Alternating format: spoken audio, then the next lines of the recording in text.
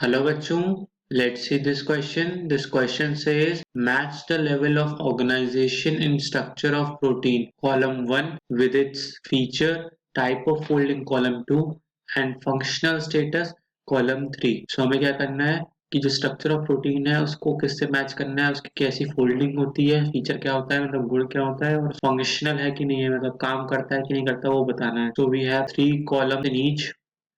We have three columns in each.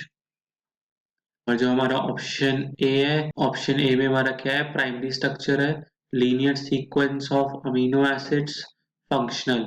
Option B है secondary structure helix और platform functional. Option C है tertiary structure hollow woollen ball non functional. Option D है quaternary structure two or more polypeptide chains arranged functional. So let's see the key concept involved here. Our key concept involved here is proteins. तो proteins क्या होते हैं? Proteins are the polypeptides. क्या होते हैं? Polypeptides. We could say polymer of amino acids. These are polymers of amino acids linked by, किससे linked होते हैं? Linked by peptide bonds.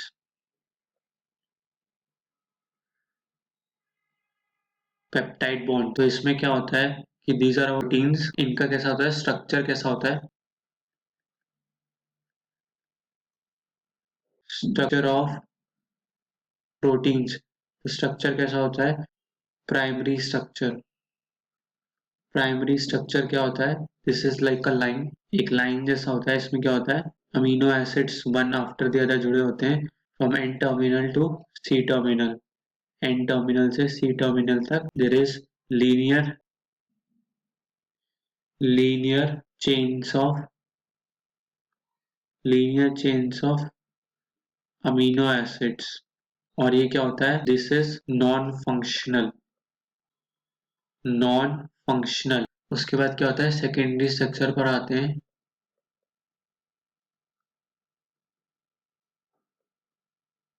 तो जो अमीनो एसिड चेन्स होती हैं, अमीनो एसिड चेन्स जो होती हैं arranged form of arranged in the form of helix. Helix के फॉर्म में अरेंज्ड होती है और शीट्स और प्लेट्स. शीट्स और प्लेट्स के फॉर्म में अरेंज्ड होती है. इसको हम सेकेंडरी स्ट्रक्चर कहते हैं. और सेकेंडरी स्ट्रक्चर भी कैसा होता है? This is also non functional. This is also non functional. तो it could be like this helix के फॉर्म में, और it could be like plates के फॉर्म में ऐसे ऐसे अरेंज्ड है. So this is our secondary structure. Then we have the tertiary structure. Tertiary structure में क्या होता है? Secondary structure is folded upon itself. Secondary structure is folded upon itself.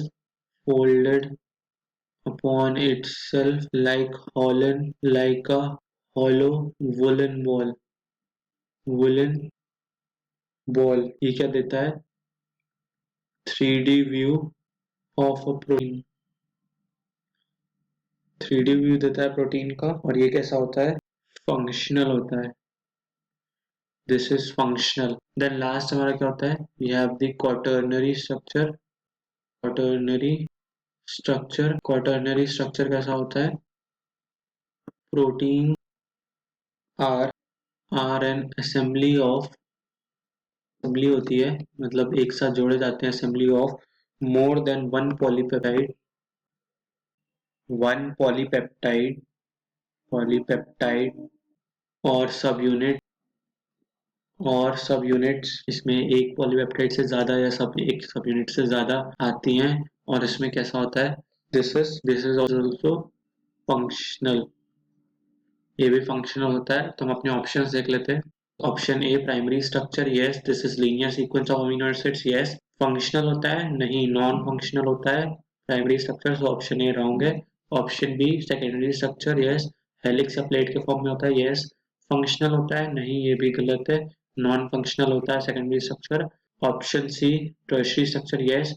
Hollow woollen ball, yes, ये hollow woollen ball जैसा होता है। और non functional होता है, नहीं ये tertiary structure is a functional structure. Option D quaternary structure, two or more polypeptides chains are arranged, दो या दो से ज्यादा polypeptides arrange होती है, कई सारी सब units बन जाती है कभी कभी तो, and this is a functional protein, so option D is totally right. So our final answer to this question is option D.